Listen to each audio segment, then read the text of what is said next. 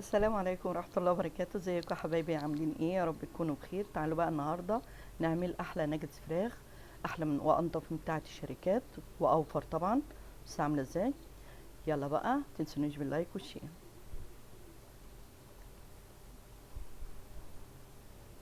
معايا هنا كيلو من الفراخ، انا غسلتها حلو وحطيتها في المفرمة كده، وهنزل عليهم معلقتين لبن بودرة. ما عندكيش لبن بودرة ممكن كوباية زبادي،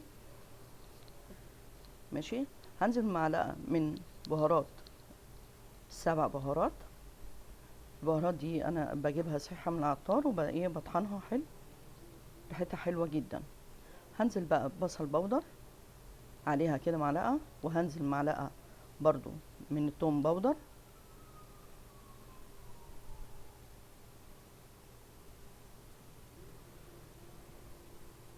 ناخدها بقى ايه فرمة حلوة كده لغاية ما تنعم معانا.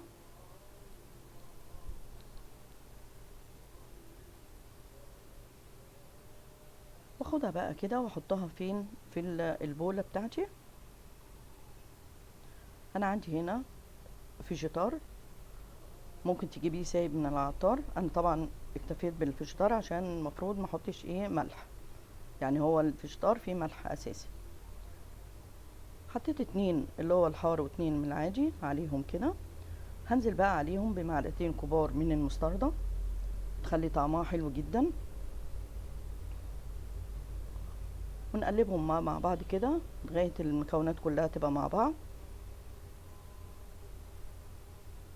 بس ما شاء الله جميلة جدا، ريحتها بقى تحفة. هنا انا جايباه ده من عند العطار، انا خدته كده طحنة حلوة كده. ومعايا هنا طبق هحط عليه مرقاية بتاعت فراخ انا فرماها حلو، وهنزل بقى بمعلقة برضو ال7 بهارات عليها واقلبهم حلو كده بالايه بالمعلقة. احنا ما بنحطش ملح.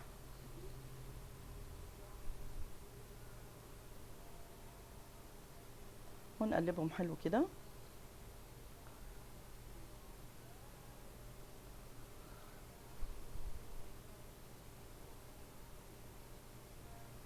هنكور بقى نعمل كورة كده، ناخد قطع كده صغيرة واضغطي كده بايدك كأنك بتعملي قرصة، وتشكليها بنفس التشكيل كده وتعملي لها بوزة صغيرة زي بتاعة المصانع واحلى.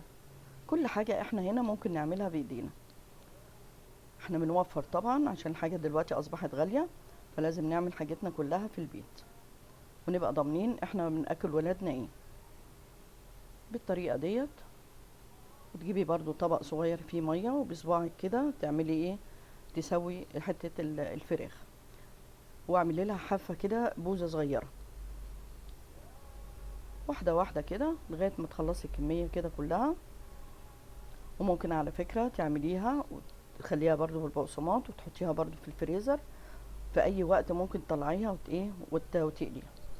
انا مليت الطبق اهوت وحطيت كيس نايلو عشان ما تلزقش، وحطيت الباقي في طبق فويل برضو وفي كيس. وهنحطه بقى في الايه في الفريزر بعد ما نخلصها كده. نحطها لمدة ايه ساعة تمسك بس شوية كده. اخر واحدة اهو بنعملها معاكم اهو بنفس الطريقة، مفيهاش اي حاجة صعبة. شوف بقى احنا بنجيب الكيس بكام؟ لا، هنبطل بقى نجيب الكيس ونجيب الحاجات بالفلوس العالية وبتاع، لا، احنا ممكن نوفر كل دوت في البيت، وطريقتها سهلة وما فيهاش اي صعوبة.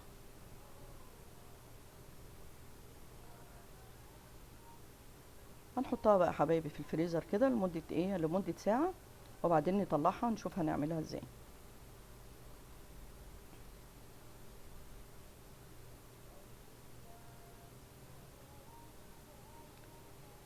بعد ما طلعناها من الفريزر بصي تماسكت ازاي، شمعت حلو قوي.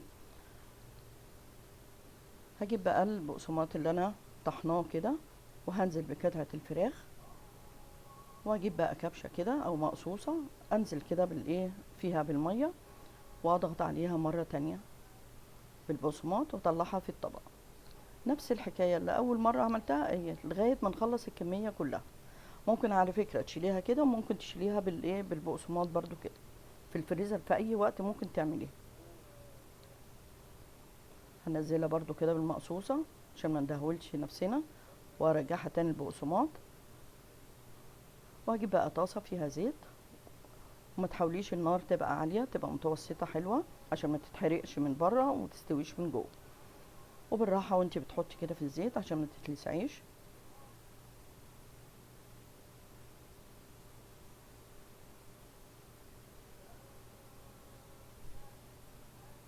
وحاولي ما تخليش يعني ايه، ما تخليهاش تتحرق منك، يعني خلي لونها حلو. اللون ده بصي اللون عامل ازاي. هجيب بقى طبق وايه وتحتيه كده المصفى، واطلع كده عشان طبعا تتصفى حلو من الزيت.